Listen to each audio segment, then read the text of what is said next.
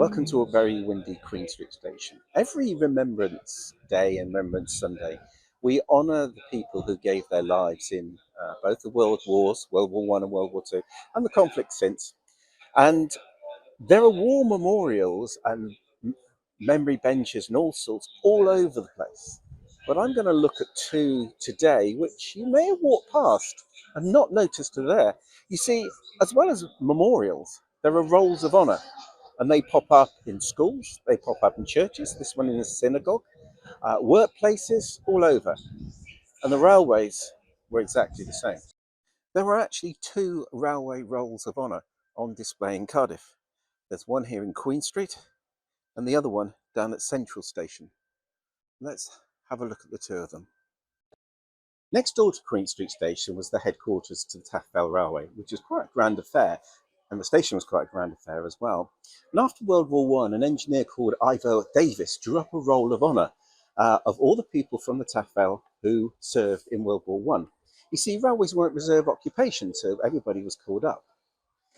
The Roll of Honour stayed in the offices until the 1970s, when they were demolished after Queen Street Station was redeveloped, and the National Museum of Wales took over, and it's now in their possession. However, they made a very high quality copy, facsimile, and it's on display here at Queen Street Station at the bottom of the stairs at platform 5, up on the wall right here.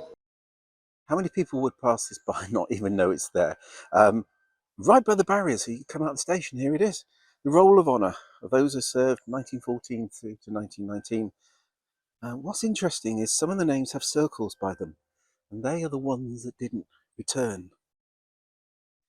There's one here, N.A. Cliff. I've looked him up. He was from the Monmouthshire Regiment, and he's commemorated on the Menin Gate in Ypres.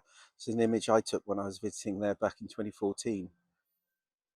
And then you've got J. Boyle, King's Liverpool Regiment.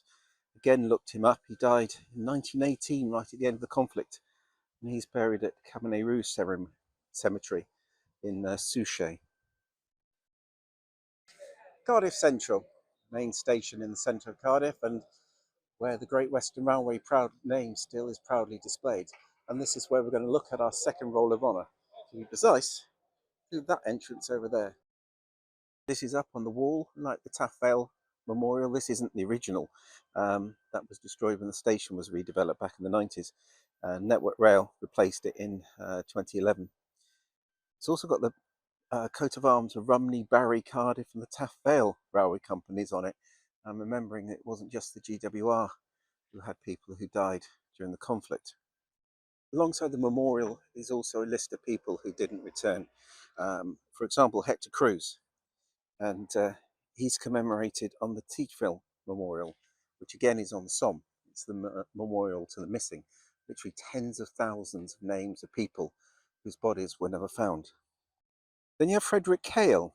He was injured and sent back to Cardiff, but sadly died, and his grave is here, buried in Cathay Cemetery. So I hope as you pass through Cardiff stations, you'll take a chance to have a look at these two memorials, and especially the Taff Vale one, which is extremely elaborate, very nice. And I hope that on this Remembrance Day and Remembrance Sunday that's coming, you'll be able to also join me in remembering those who died in World War One and Two, and all the conflicts beyond, who gave their lives for this country.